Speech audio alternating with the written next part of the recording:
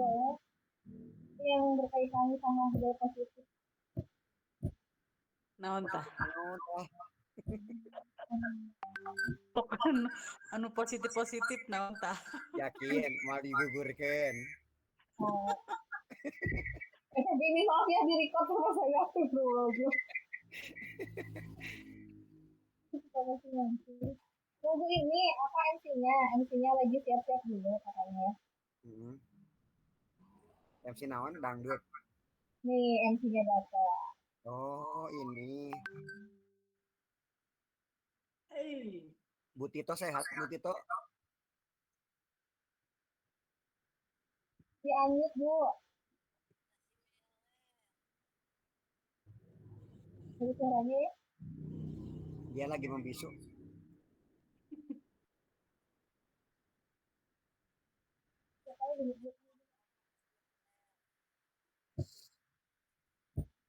Iya, nggak ada suaranya. Suara Bu Tio nggak keluar. Hei. Padahal mah kata aku ulah diajarkan. Iya, sekarang juga aku mau izin tadinya.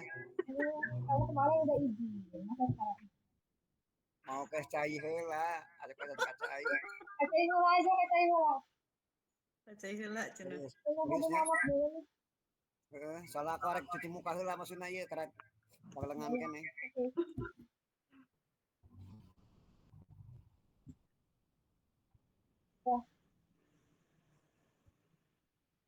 Eta pakai kolor kade.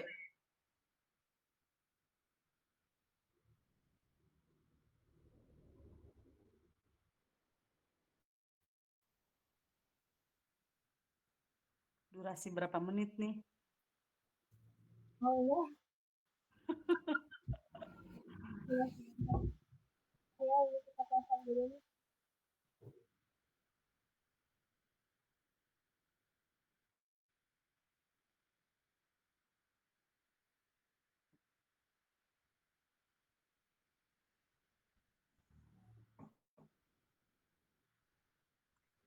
Cek Serdik, Be. Ini yang di sini udah pada ngecek belum? Aku masih ngejong. Yang proses kali ya.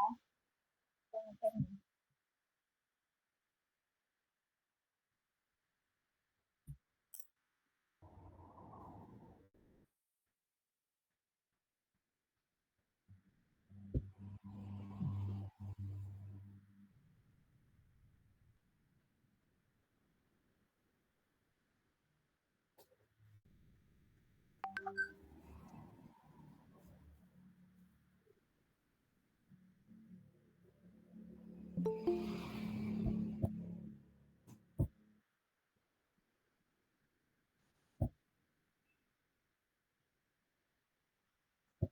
Selamat datang dulu. Ya, Bu. Kabar?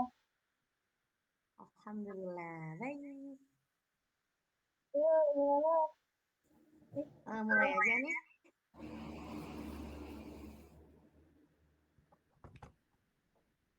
Kita mulai saja, Bu Selpa. Ya, mulai saja dulu. Oke. Bentar ya. Nggak bete, ada SBC-nya katanya ya. Oke, siap. Bismillahirrahmanirrahim. Assalamualaikum warahmatullahi wabarakatuh. Waalaikumsalam warahmatullahi wabarakatuh. Salam sejahtera untuk kita semua. Salam Om Swastiastu, Namo Buddhaya, salam kebajikan. Selamat sore teman-teman. Selamat sore. Selamat sore. Puji syukur kita panjatkan kepada Allah Subhanahu wa taala karena kita masih diberikan kesehatan dan umur yang panjang sehingga kita bisa berkumpul dalam kegiatan hari ini untuk mendukung kegiatannya Bu Selpa ya, Bu Selpa di CGP Angkatan 9. Salawat serta salam kita panjatkan kepada junjungan kita Nabi Muhammad Sallallahu Alaihi Wasallam. Semoga kita dalam keadaan sehat ya Bapak Ibu dan perkenalkan Saya Nurul, saya akan menemani teman-teman semua dalam acara ini. Dan tentunya saya sangat senang sekali bertemu dengan teman-teman yang sangat antusias dalam acara kegiatan hari ini. Saya akan menyampaikan beberapa aturan terlebih dahulu ya teman-teman, bahwa teman-teman diharapkan selalu menyalakan video dan mematikan audio apabila tidak diperlukan. Setuju? Sepakat teman-teman? Sepakat ya? Sepakat. Ya, teman-teman yang saya banggakan, sebelum kita mulai diskusi, katanya untuk mencairkan suasana mungkin dari teman-teman ada yang ice breaking terlebih dahulu yang bersedia berkenan untuk ice breaking. Mungkin Butia, Pak Koko, Pak Kokoh. Nah, Kokohnya ada dua nih. Pak Koko Abdul Muthalib atau Koko Pamungkas, maka silahkan Itu berdampingan sepertinya ya Bu, Pak Koko dan Pak Kokoh gitu. Pak Koko dan Pak Kokoh untuk apa ya, ice breaking-nya mungkin ada tidak. Butia sih yang selalu menyumbangkan sebuah ice breaking untuk mencairkan suasana. Mungkin Butia ada sedikit lah untuk kita biar semangat nih tentunya, tapi sebelumnya memang sudah pada semangat. Di sini ada sekitar berapa peserta ya? Ada 9 peserta. Mudah-mudahan nanti teman-teman yang lain menyusul datang. Kemana? Masuk ikut dalam ruangan Zoom ini. Gimana nih? Ada yang mau ice breaking tidak? Bu Dewi Ayo, Pak biasanya. Koko. Bu Dewi, gimana nih Bu Dewi? Bu Dewi aja tuh, Bu Dewi. Iya, mangga, Pak Iya. Koko. Bu Dewi sangat lucu sekali. Saya pikir dia mangga. Udah itu bagus ya sejujurnya Bu Dewi udah. Gitu ya. Tangan untuk Bu Dewi. Iya, ternyata mempersilahkan kita. Iya ya. Pak Asda, silakan untuk ice breaking-nya. Ayolah sedikit. Baru beres mandi ya Pak Asda kayaknya. Iya, itu Masih seger. Sekali ya. Butia, ayo dong Tia. Yang jagonya ini ya. ya, Queen-nya gitu itu all ice ada breaking. suaranya kayaknya nggak keluar gitu suaranya. Iya. Lagi Aldia kan atit di bukan? sini. Dia lagi atit. Iya, Oh, lagi mudah-mudahan jempol. Butia cepat sehat ya Butia. Oke, karena Pak- tidak Pak ada ya Koko, mungkin teman-teman Itu kita aja Pak untuk Koko sekalian selawatan we Pak Koko ice breaking. Udah takutnya Iya, kalian pada betul, Kak tidur. Koko, mangga. Kalau saya Betul Bu selawatan Dian, nanti kalian betul Bu tidur. Dian, betul. Kan Ayo mau Pak Koko, magriban saya kok. persilahkan Segera ya. selawatan. Ada Pak Kokoh Pamungkas tuh. Iya. Ya, ini ada sepertinya Saya pakai saya hak, kan di kami nggak pakai hak.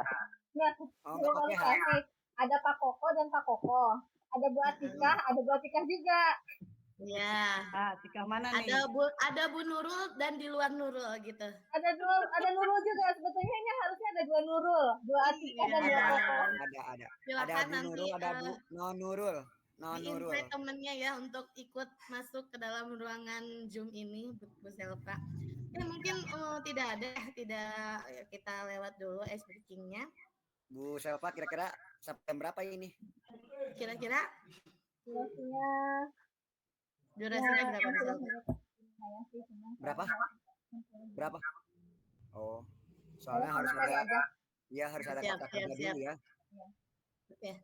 Oke, baik, kita lanjutkan. Sebelumnya kan di sini ada teman-teman baru saya juga. Sebaiknya saya memperkenalkan diri ya, Bapak Ibu, teman-teman sekalian. Perkenalkan, saya Nurul. Di sini saya akan menemani Bapak Ibu guru semuanya dalam presentasi hari ini. Yang dimana sekarang itu narasumbernya mungkin adalah seorang guru cantik dan merupakan calon guru penggerak dari angkatan 9, yaitu Bu Selva. Baik Bu Selva, untuk topik hari ini mungkin mengenai budaya positif ya. Mudah-mudahan kita semua bisa menyimak apa yang Bu Selva sampaikan. Kepada Bu Selva, saya persilahkan.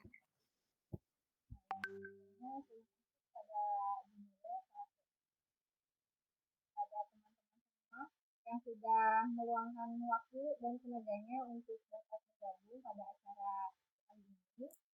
Pada kesempatan kali ini, saya akan sedikit membagikan materi yang telah saya dapatkan pada kegiatan guru penggerak.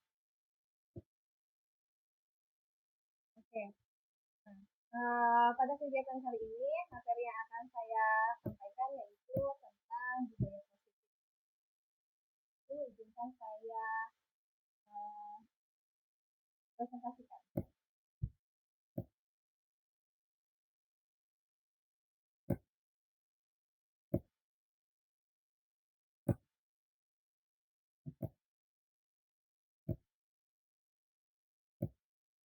Apakah sudah tampak, Bapak Ibu?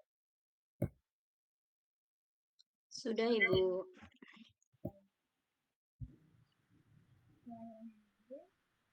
Bapak Ibu, di sini saya akan mendefinisikan tentang model 1.11 budaya positif. Perkenalkan, di sini ada fasilitator yaitu Bapak Abdul Fatoni SMPN. Kedua ada pengajar teknik yaitu Bapak Rosmi Nurjansyah SPP dan saya sendiri yaitu Salam. Topik dalam eksplorasi konsep di sini yang pertama ada disiplin positif dan nilai-nilai kebajikan universal. Yang kedua yaitu ada teori motivasi, hukuman dan penghargaan, restitusi. Yang ketiga yaitu ada manusia kelas. Kemudian ada kebutuhan dasar manusia dan dunia berkualitas. Kemudian ada restitusi 5 posisi kontrol dan segitiga restitusi. Nah, mengenai disiplin positif dan nilai-nilai kebajikan universal. Pembelajaran 2.1 ini yaitu disiplin positif dan nilai-nilai kebajikan. Pertanyaan pemantik Pak Ibu diminta untuk merupakan pendapatnya setuju atau tidak setuju. Pertama, hukuman dapat mendisiplinkan anak. Setuju atau tidak setuju, Bapak Ibu? Tidak. Saya tidak setuju. Saya setuju. Kalau saya tergantung anaknya, Bu. Kadang ada yang berhasil, kadang juga ada yang gagal tuh, seperti itu. Gimana kondisi anaknya? Kedua, pemberian hukuman dengan hal positif seperti membaca atau membersihkan halaman sekolah dapat meningkatkan disiplin. Setuju. Karena yang pertama saya setuju dengan hukuman dapat mencegah anak. Yang kedua saya setuju.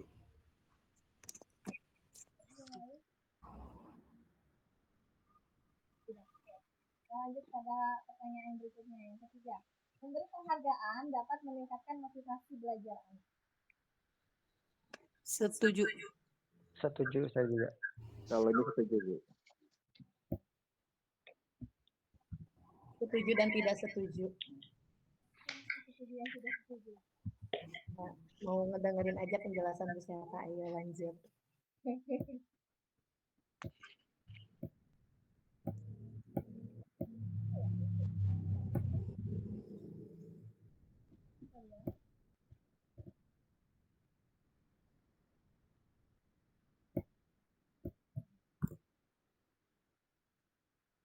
Mengenai disiplin positif. Disiplin positif merupakan pendekatan mendidik anak untuk melakukan kontrol diri dan pembentukan kesadaran. Kemudian, teori kontrol menurut Dr. William James dalam teori keilmuan menunjukkan bahwa manusia mampu mengendalikan diri. Kontrol perilaku seorang hanya dapat dikendalikan oleh dirinya sendiri. Jadi ada dua di sini. Ada secara intuitif, ada juga secara yang lebih berpengaruh adalah kontrol dari dirinya sendiri. Nah, perubahan paradigma. Kegiatan kepalan tangan. Ada A dan B. Hanya Anda dan Anda. Sobeklah secari kertas kecil, tuliskan benda atau sesuatu yang sangat berharga untuk Anda, letakkan di salah satu tangan Anda dan juga genggamlah benda atau sisa tersebut dengan segala daya. Buatlah sebuah kepala. Yang B, praktekkan. Akan mencoba sekuat tenaga dengan berbagai cara untuk meminta Anda memberikan benda yang di dalam yang sudah dipekal tersebut.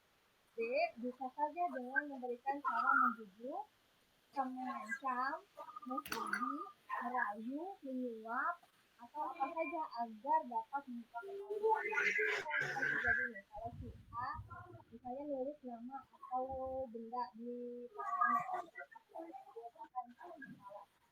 Ini diminta jangan dibuka dengan cara apapun, jangan dibuka. Nah, tugas ide ini supaya ngebuka, boleh ngerayu, boleh bujuk, boleh ngancam, boleh tarik. Kira apa yang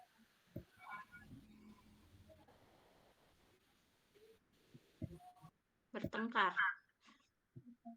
terus? Kalau sesuatunya itu sangat berharga, mungkin mau dibujuk atau mau diancam dengan apapun, mau dirayu gombal apapun ya, mungkin tidak akan mau dibuka itu kertasnya. Kenapa nggak mau dibuka? Kira-kira? Kalau caranya memang tidak sesuai dengan hatinya gitu. Kalau misalkan sesuai kan bisa saja, oh aku terbujuk nih gitu, mau deh dibukakan seperti itu. Nah, oke. Nah, dari itu sini. Menurut teori ini, jadi kita dapat simpulkan bahwa motivasi itu pengaruhnya sangat besar. Selain motivasi jika kita berusaha sekuat tenaga untuk mempertahankan hal atau benda yang ada dalam benda kita, secara sadar atau kita akan mempertahankan walaupun di luar mau merayu, membujuk, menghardik atau yang sebagainya, ketika kita punya kontrol pada diri kita sendiri untuk tidak membukanya, maka orang lain tidak akan bisa membuka. Gitu ya, Bu.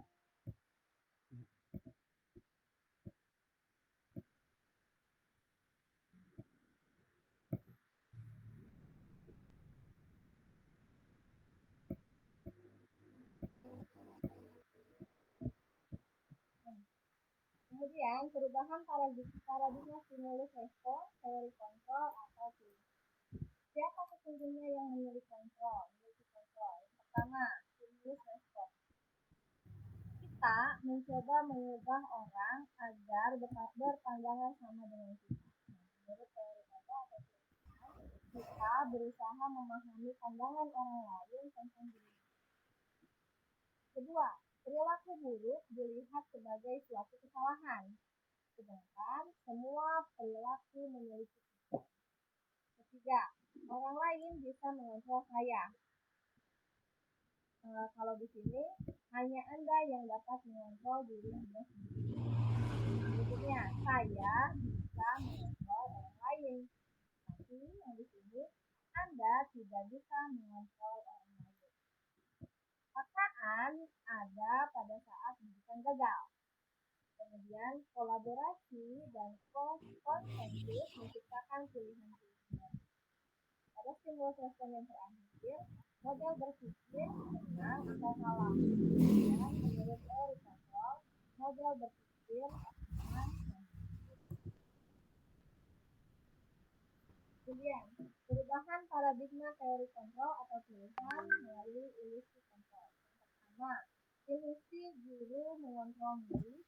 Kedua, ilusi guru ilusi bahwa kritik dan membuat orang merasa bersalah dapat menguatkan karakter. Yang ketiga, ilusi bahwa semua penguatan positif efektif dan bermanfaat. Yang terakhir yaitu ilusi bahwa orang dewasa memiliki hak.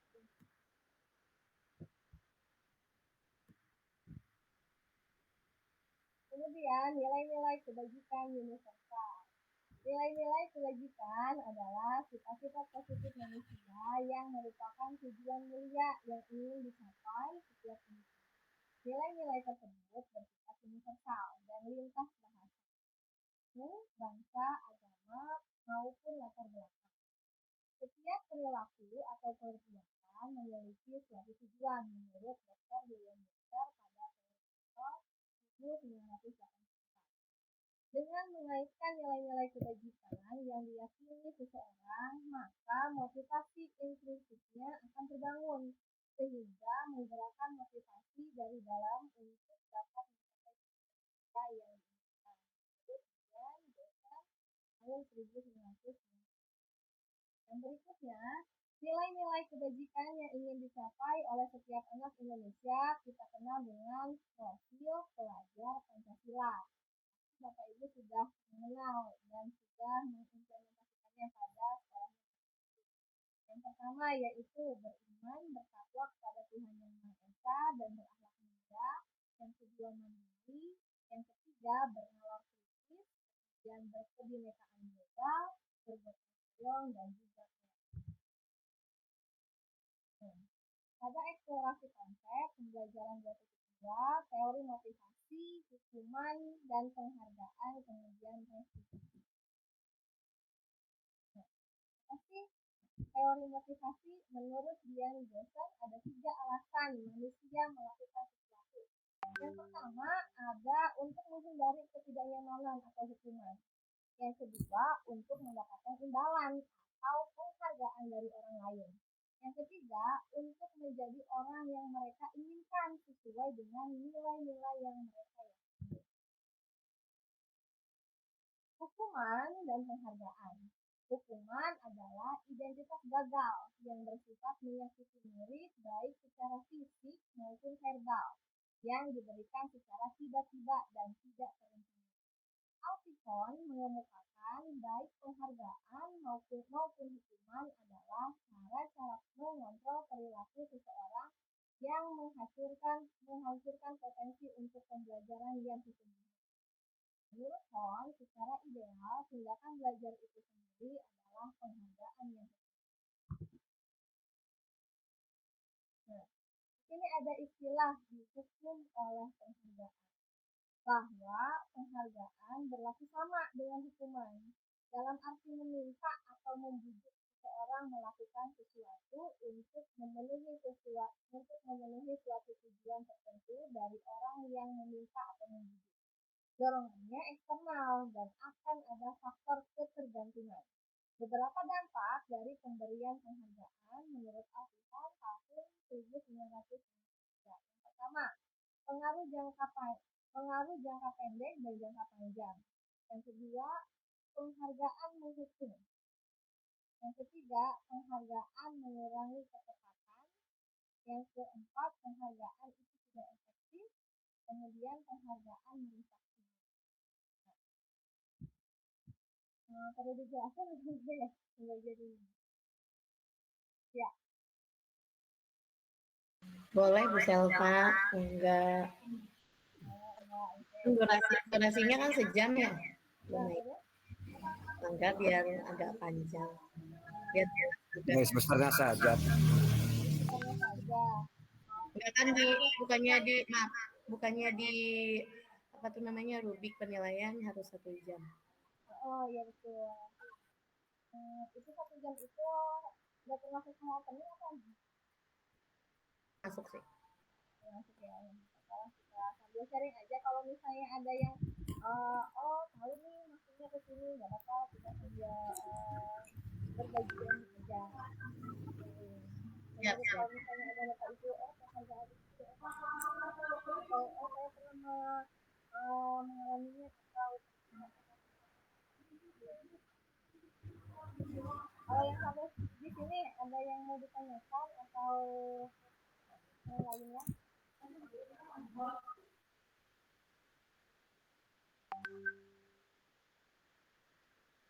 Lanjut aja dulu.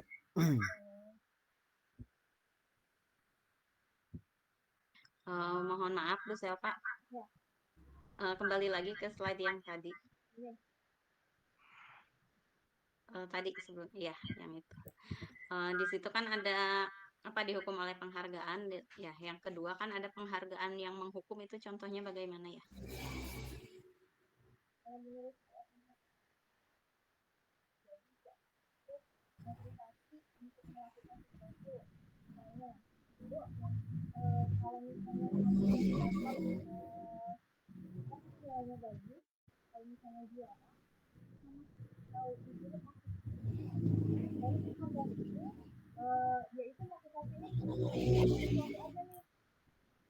Kan pada prosesnya belajar itu yang memang untuk dirinya sendiri, tapi itu akan menjadi hukuman. Jadi Sebab nanti dia nggak ada motivasi dalam dirinya untuk melakukan sesuatu itu, bukan karena keinginannya, tapi karena ada sesuatu yang diinginkan.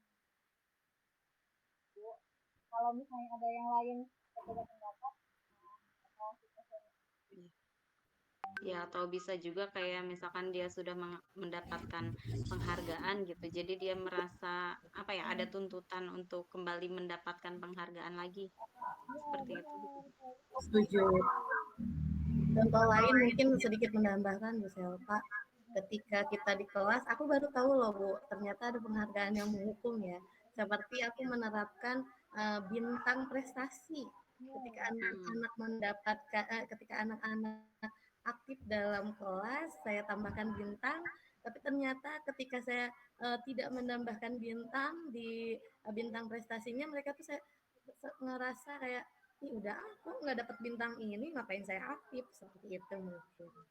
Untuk beberapa orang yang motivasinya bagus mungkin sangat dong buat melakukan hal yang dapat bintang ya Bu ya. Tapi buat yang mereka misalnya akademik kurang, karena kemampuan anak berbeda-beda, jadi mereka tuh kayak ya udah nggak bisa, jadi demotivasi gitu ya.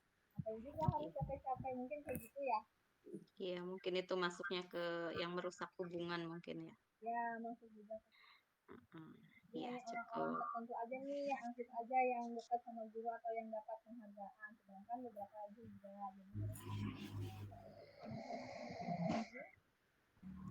Ya, terima kasih Bu Selva penjelasannya. Ya.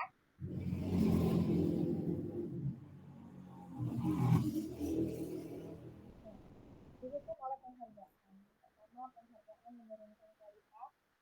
Kedua, penghargaan menunjukkan kualitas. Yang ketiga, penghargaan mengurangi motivasi.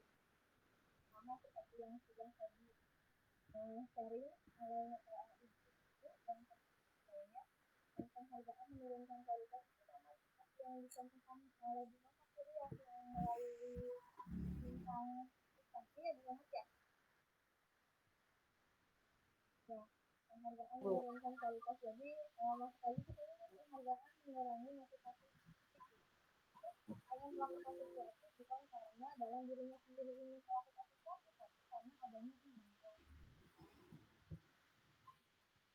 Yang berikutnya yaitu bentuk program kebajikan atau apresiasi. Dalam memberikan apresiasi atau penghargaan perlu diingat beberapa hal. Yang pertama, beri pengakuan secara khusus. Yang kedua, beri pengakuan secara pribadi. Ketiga, beri pengakuan kepada semua murid secara bergantian. Kemudian beri pengakuan secara konsisten dan juga berfokus pada prestasi. Kalau bisa, kalau mau ngasih apresiasi itu untuk satu kelas, jangan cuma ngasih apresiasi hanya ke beberapa siswa saja. Mungkin itu juga akan menurunkan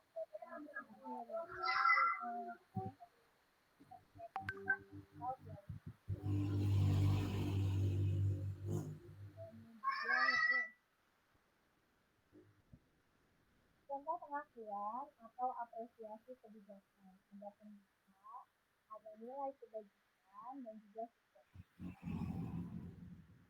Untuk pembuka, misalnya kemarin saya perhatikan, terus saya menghargai dan terima kasih untuk.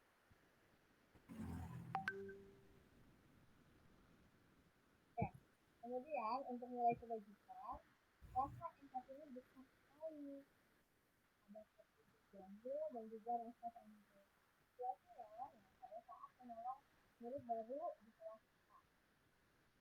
Kemudian ada pada saat kamu membantu teman-teman di tugas kelompok dan juga pada ini adalah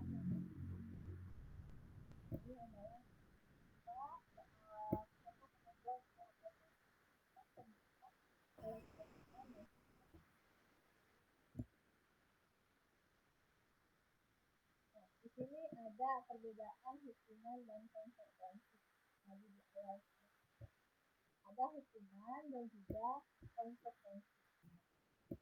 Hukuman itu adalah sesuatu yang menyakitkan, harus terjadi.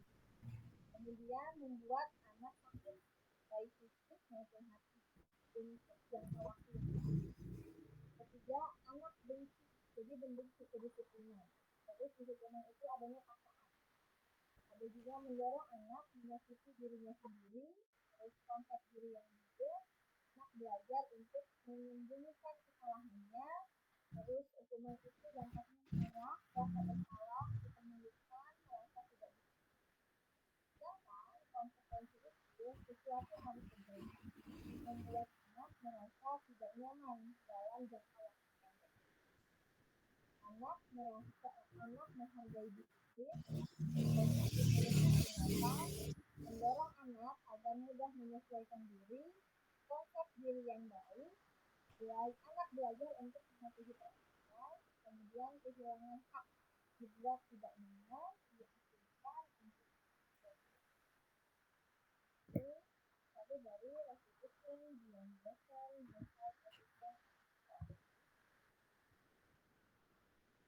eksplorasi konsep yang berikutnya adalah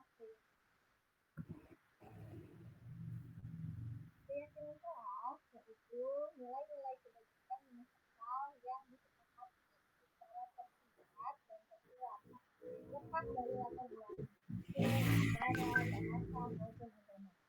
Nilai-nilai kebajikan bahwa menekankan pada keyakinan seseorang akan lebih memotivasi seseorang dari dalam.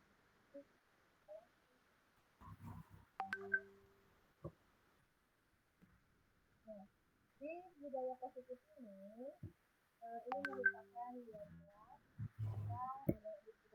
mulai dari kelas sudah menjadi keyakinan kelas. Keyakinan kelas itu akan menimbulkan lingkungan yang positif akan menimbulkan budaya.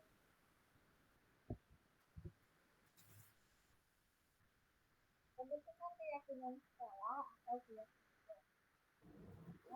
Keyakinan kelas bersifat lebih abstrak daripada peraturan yang lebih rinci. Kemudian keyakinan kelas berupa pernyataan universal. Jadi tidak tertuju pada yang ketiga, pernyataan keyakinan kelas senantiasa dibuat dalam bentuk hal-hal yang positif mengarah ke hal yang positif. Yang berikutnya, keyakinan kelas hilangnya tidak terlalu banyak sehingga mudah diingat dan dipahami oleh semua. Kemudian keyakinan kelas sebaiknya sesuatu yang dapat diterapkan di semua warga kelas hendaknya ikut berkontribusi dalam pembuatan keyakinan kelas lewat kegiatan kelas. Yang yaitu bersedia meninjau kembali keyakinan kelas dari waktu ke waktu. Jadi boleh diganti setiap jangka waktu tertentu. Jadi nggak dari awal sampai nanti itu terus keyakinan kelas ini bisa diganti dan diganti.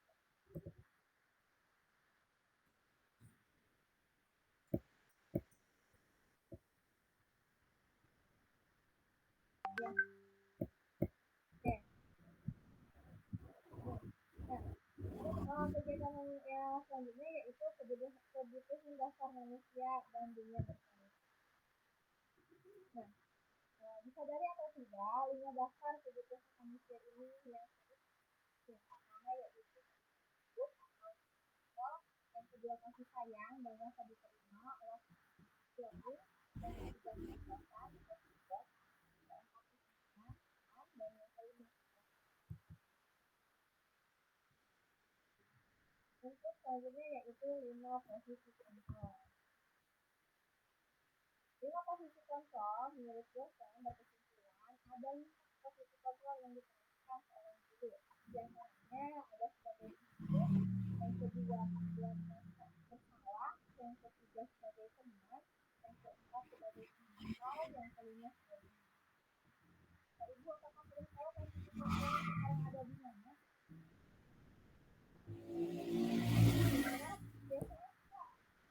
Ada di mana ya?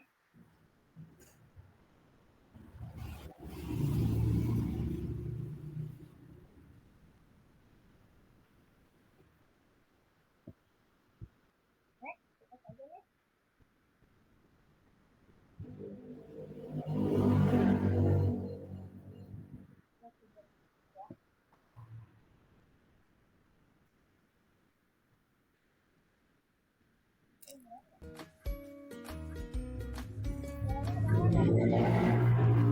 Salam bahagia Ibu dan Bapak guru hebat.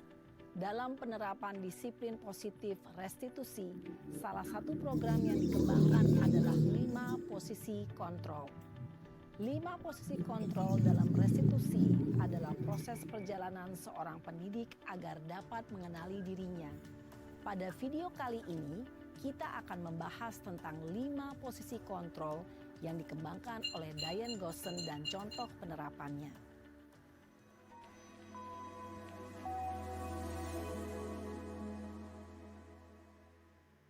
Lima posisi kontrol itu adalah 1. Posisi penghukum. 2. Posisi pembuat merasa bersalah. 3. Posisi teman. 4. Posisi pemantau atau monitor. Dan 5. Posisi manajer. Untuk lebih memahami kelima posisi tersebut, mari kita saksikan kasus Naren yang terlambat hadir 20 menit di sekolah dan melihat bagaimana kelima posisi kontrol dalam menghadapi masalah tersebut.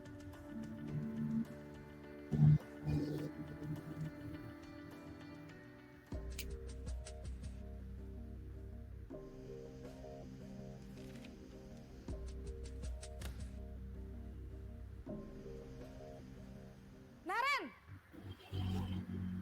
Sini kamu! Selamat pagi, Bu. Selalu terlambat. Kamu deh, pasti terlambat. Maaf, Bu. Saya... Apa? Apa coba? Alasan kamu apa lagi? Kapan sih kamu tidak terlambat? Malas sekali ya kamu jadi anak. Saya... Dasar pemalas. Gak kapok-kapok sih kamu. Sudah berapa kali terlambat? Sana, kamu keliling lapangan basket 2 kali. Kenapa saya harus keliling lapangan basket, Bu? Kenapa? Kamu mau lawan ibu? Berani-beraninya jawab. Sudah terlambat, masih berani jawab pula. Sekarang, keliling lapangan basket 5 kali sekalian. Biar kapok. Cepat, pergi sana ke lapangan basket. Posisi penghukum biasanya berbicara dengan nada tinggi, menghardik, menunjuk-nunjuk, menyakiti, dan menyindir. Hukuman bisa berupa fisik maupun psikis. Ibu dan Bapak guru hebat, dampak yang terjadi pada murid ketika guru berada pada posisi penghukum adalah murid cenderung akan memberontak, bahkan menyimpan dendam.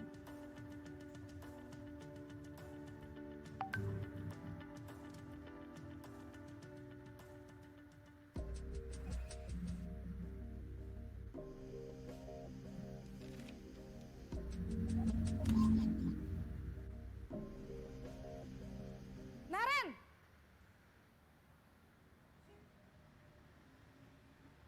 Selamat pagi, Bu. Naren. Kamu kenapa terlambat lagi, nak? Ya Tuhan, Naren. Kamu senang ya bikin ibu susah ya? Kalau kamu terlambat lagi, nanti ibu yang ditegur bapak kepala sekolah, nak. Disangka ibu tidak bisa membina kamu. Duh, gimana ini? Maaf, Bu. Duh, Gusti Naren. Kamu suka ya kalau ibu ditegur bapak kepala sekolah? Terus, sekarang ibu harus tulis apa ini di buku absen? Ini kamu sudah sering terlambat loh. Ibu harus apa coba? Maaf, Bu. Maaf sekali. Ya sudah, lain kali jangan bikin ibu susah lagi ya, nak ya. Ibu tidak akan kuat lagi kalau kamu begini terus. Bisa jantungan kalau ibu ditegur bapak kepala sekolah. Sana cepat ke kelas. Maaf ya, Bu. Maaf sekali. Posisi pembuat rasa bersalah berbicara dengan nada tenang, cenderung lembut. Namun kata-kata yang diutarakan membuat murid merasa menjadi orang yang gagal. Memandang buruk dirinya sendiri, merasa tidak berharga, dan tidak sanggup membahagiakan orang lain. Ketika guru mengambil posisi pembuat rasa bersalah, murid akan menganggap dirinya yang bersalah dan ia akan menyimpan emosi negatif tersebut di dalam dirinya.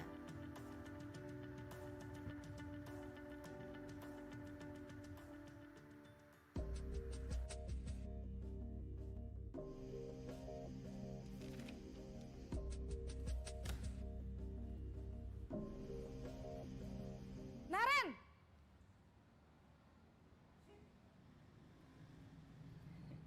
Selamat pagi, Bu. Wah, sudah jam berapa ini, Nak? Terlambat lagi ya, sayang. Iya, Bu.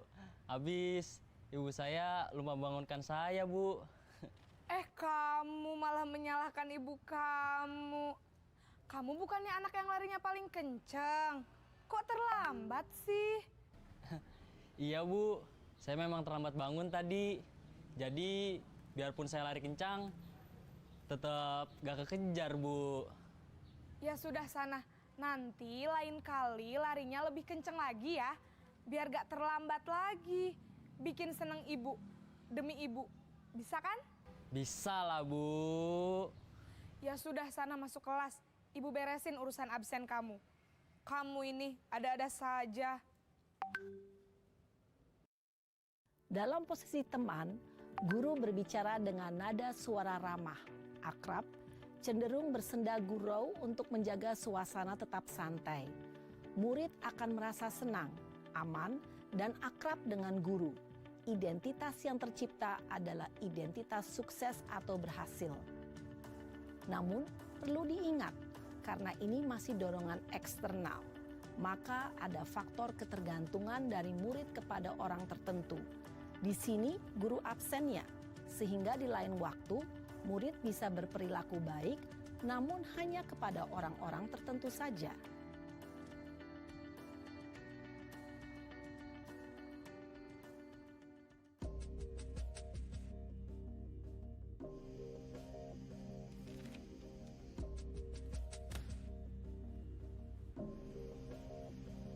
Naren!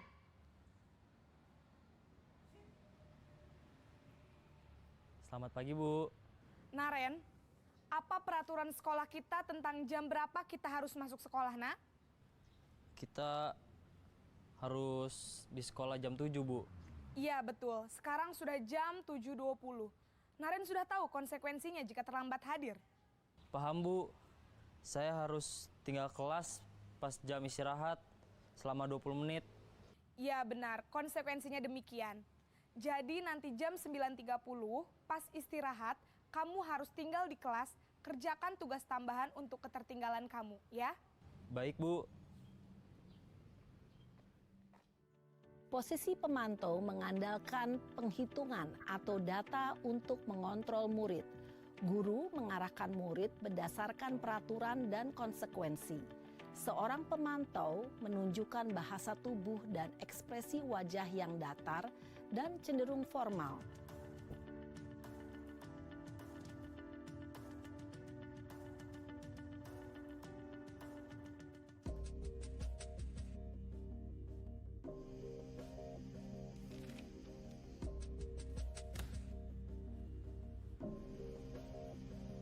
Naren!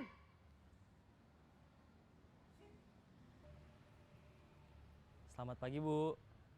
Selamat pagi, Naren. Maaf, Bu. Saya terlambat.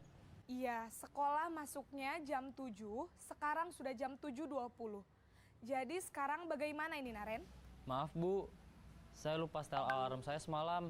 Baiklah, menurut kamu, keyakinan sekolah yang mana yang perlu kamu tingkatkan?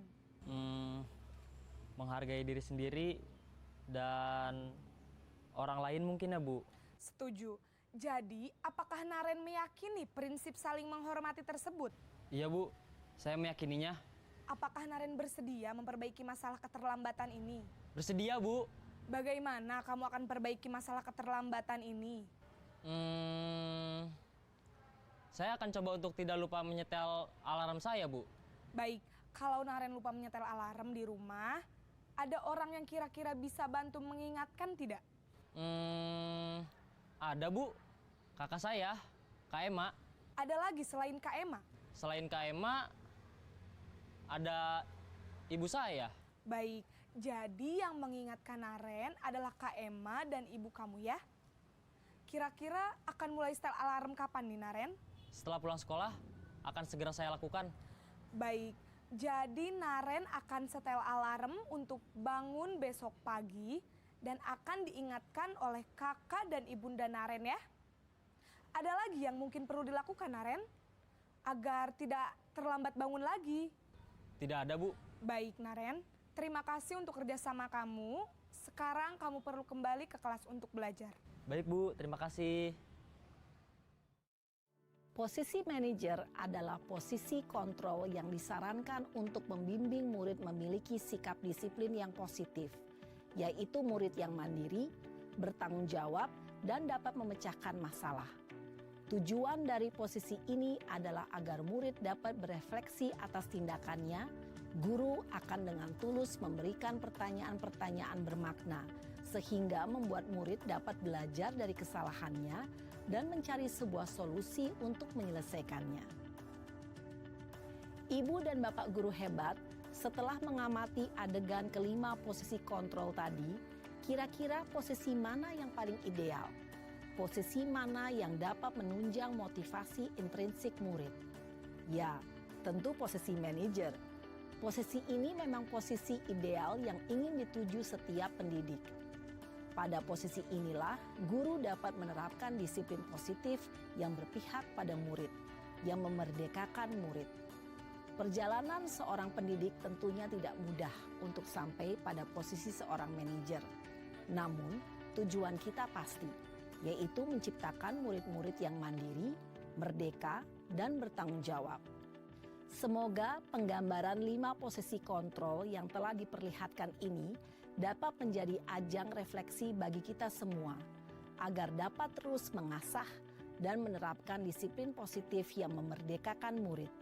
Mari terus berlatih dan bersemangat. Selamat menerapkan. Salam dan bahagia, Ibu dan Bapak guru hebat.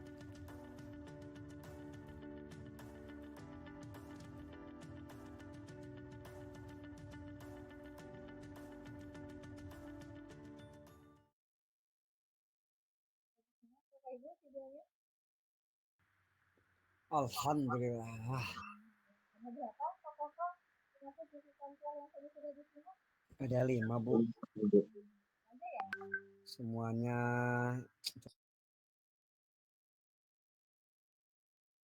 posisi saya ada di posisi yang mana ya? Soalnya sayanya yang kesiangan terus. Pokoknya kesiangan terus. Wah, mana ya? Kalau bukan kesiangan terus. Dari kelima posisi kontrol itu, ini sudah dijelaskan ya.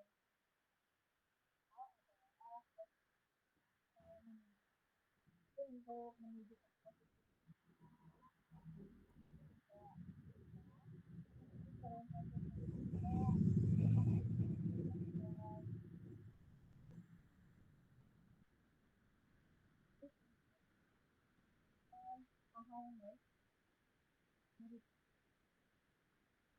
kemudian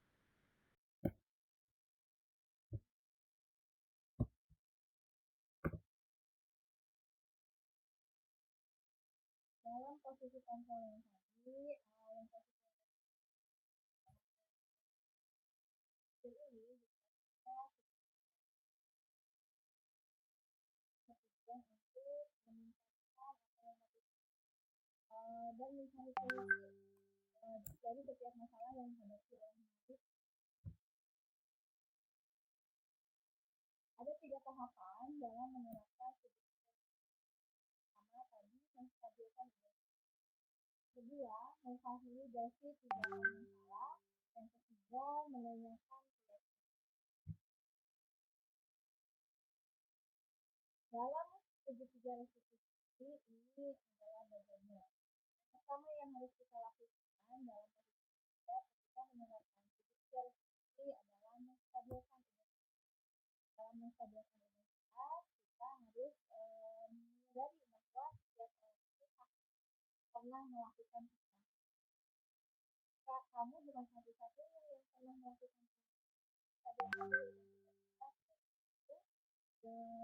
sediakan juga kepada anak.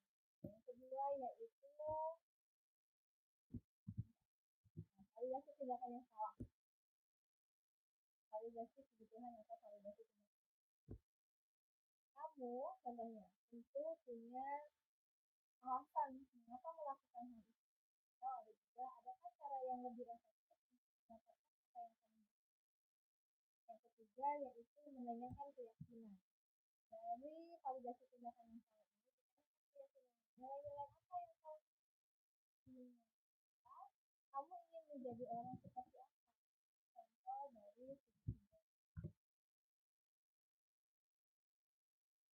untuk membuat anak yang merasa gagal karena berbuat salah menjadi positif terhadap dirinya yaitu guru berkata, berbuat salah itu hal yang manusiawi. Tidak ada manusia yang sempurna. Ini contoh untuk menstabilkan identitas kita dalam melakukan sebuah resiko. Kemudian bapak atau ibu juga tak pernah buat salah. Dan kita pasti bisa menyelesaikan permasalahan ini. Atau bapak ibu tidak tertarik mencari tahu siapa yang salah atau siapa yang benar. Bapak ibu lebih tertarik untuk menyelesaikan. Kalau kamu menyalahkan dirimu sendiri terus menerus, apakah kamu bersikap baik pada dirimu? Oke.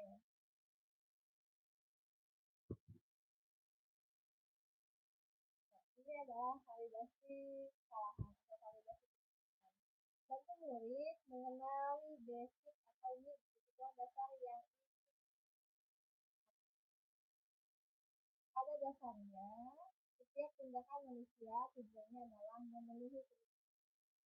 Apakah itu penguasaan, kebebasan, kasih sayang, dan rasa diterima, kesenangan, atau bertahan. Guru bisa berkata, kamu bisa saja kan melakukan hal yang lebih baik, tapi kamu tidak melakukan. Kamu pasti punya alasan mengapa melakukannya.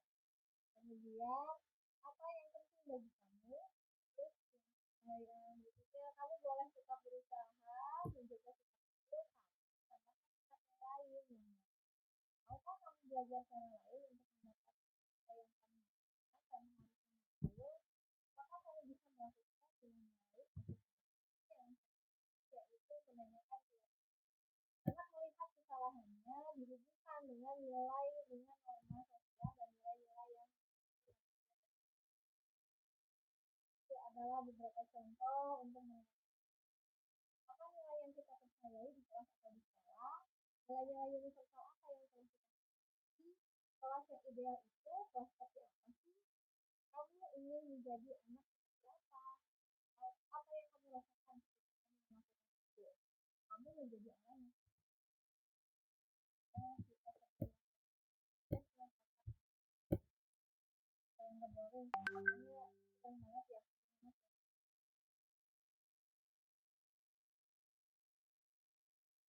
Ada suaranya? Ada ya?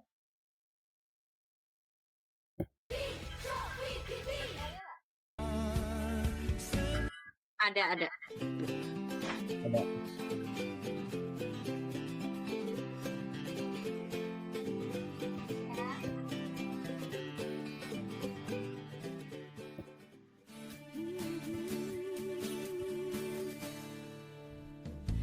Obok-obok airnya diobok-obok, ada ikannya kecil-kecil pada lubang. Disemprot-semprot airnya disemprot-semprot, kena mukaku aku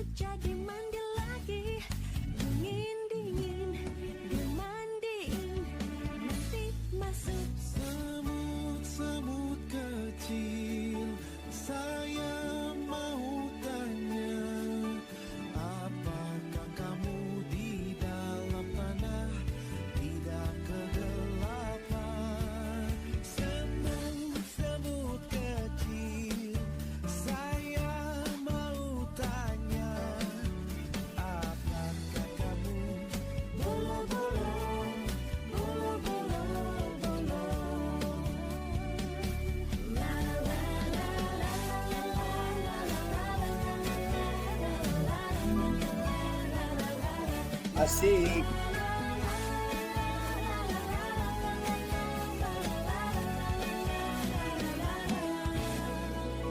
Abang tukang bakso, mari mari sini, aku mau beli. Abang tukang bakso, cepatlah kemari, sudah tak tahan lagi. Satu mangkuk saja 5.000 perak, yang banyak baksonya. Tidak pakai saus, tidak pakai sambal, tapi minta pakai kol. Susan, Susan, Susan, besok gede mau jadi apa? Pencuri. Abang tukang bakso, cepatlah kemari, sudah tak tahan lagi. Aku cinta rupiah, walau dolar di mana-mana. Aku Mau lagi nih Bu. Banding bung yo, Iya. nabung, banting tung, hey, jangan dihitung, tahu-tahu kita nanti dapat untung.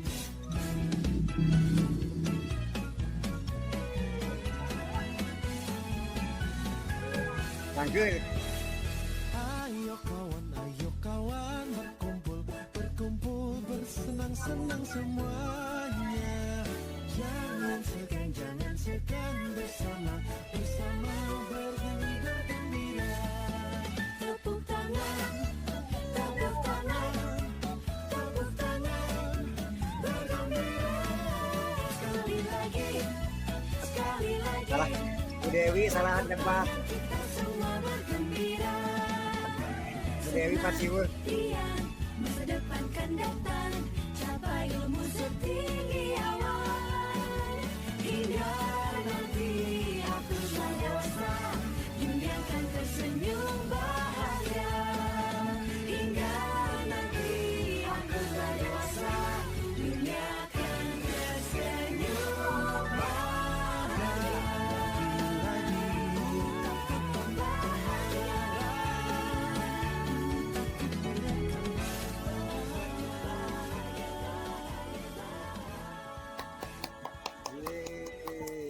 Yeay. Tap. Balik lagi ya. KB. TK. Islam.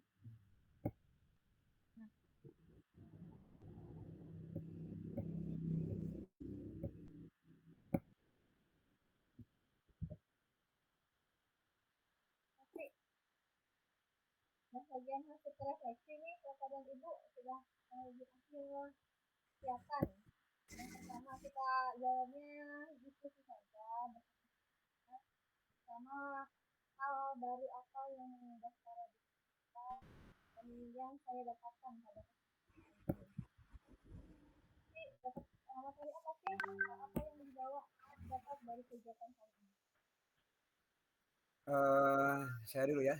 Bagaimana Pak? Untuk mengubah paradigma saya yang saya dapatkan di materi kali ini mungkin dari 5 video yang tadi disampaikan oleh di video yang tadi, mungkin saya merasa oke, untuk nanti ke depan saya akan mencoba seperti ini seperti itu, jadi merasa terketuk gitu untuk ketika ada yang kesiangan itu, oh berarti nanti saya akan menerapkan posisi video yang mana nih, ya. Itu yang maksudnya bukan posisi video ya Pak? Iya, hal barunya yang bisa mengubah paradigma saya untuk mendapatkan materi yang saat ini Ibu Salpa sampaikan. Merasa terkena juga dan merasa oh berarti saya harus merubah nih paradigma saya seperti ini harus menjadi seperti ini. Paradigma saya seperti yang tadi disampaikan di video, oh ternyata kesalahan saya selama kemarin-kemarin mungkin salah seperti itu. Gitu. Biasa sekali Pak, semoga ilmu atau materi yang disampaikan ini bisa diimplementasikan. Betul ya. Iya. Yang kedua, perasaan apa yang muncul selama mengikuti sesi ini, khususnya mengenai makna disiplin dan motivasi intrinsik. Motivasi intrinsik itu sama motivasi ini. Kira ada gimana atau jadi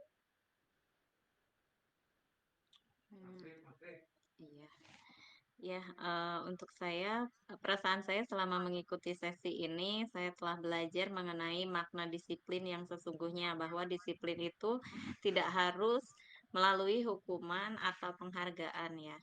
Dan juga motivasi intrinsik, yaitu motivasi yang ada apa sih, keyakinan dalam diri siswa tersebut. betul ya.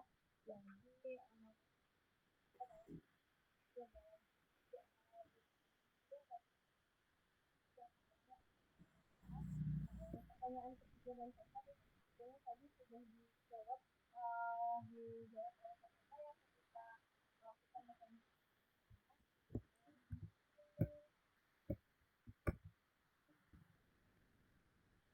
sesi ini jawabnya atau ada yang ditanyakan selain itu sudah di akhir dari sepertinya. Cukup saja kali ya. Tadi juga sudah merasa banyak pertanyaan juga, soalnya udah dijawab juga. Oke, baik. Terima kasih.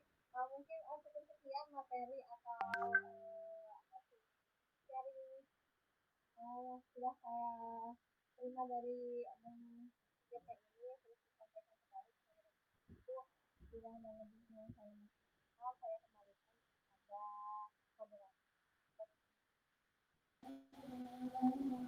Baik, terima kasih kepada narasumber karena telah mempresentasikan begitu banyak ilmu. Dari presentasi ini, dari diskusi ini, kita dapat simpulkan bahwa pentingnya kita memahami disiplin positif, nilai-nilai kebajikan universal untuk kita terapkan di sekolah. Dan tentu kita semua berharap agar kita bisa mengaplikasikannya secara terus-menerus karena itu bukan hal yang mudah bagi kita. Terus belajar itu adalah cara kita untuk bisa menerapkan, memberikan yang terbaik untuk anak didik kita di sekolah masing-masing. Baik, terima kasih teman-teman atas atensinya. Sampai jumpa di kesempatan lain. Kita tutup dengan sebuah pantun ya. Mungkin Bapak Ibu boleh menjawab dengan cakep.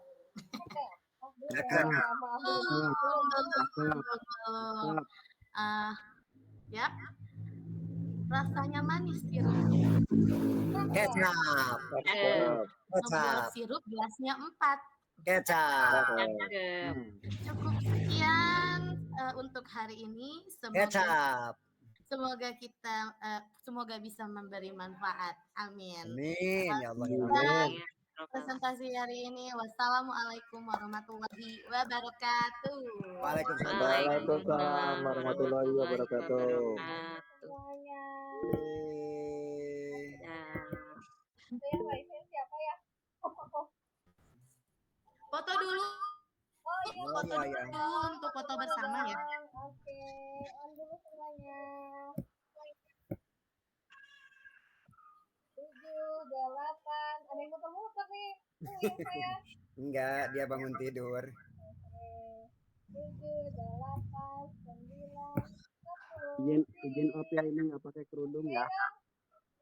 Oh iya, Pak Hendra nggak pakai kerudung, maaf katanya.